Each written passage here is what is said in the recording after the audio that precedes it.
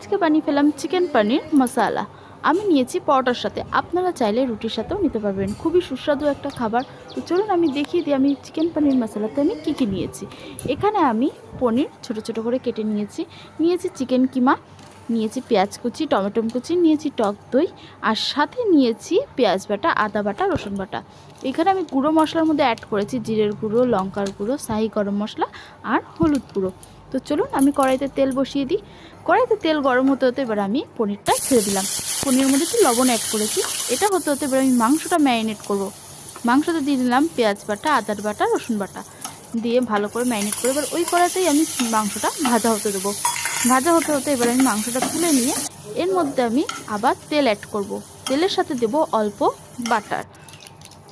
বাটারটা দিলে টেস্টটা খুব সুন্দর হয়। এবার আমি এর মধ্যে পেঁয়াজ কুচি আর টমেটো কুচিটা দিয়ে দেবো।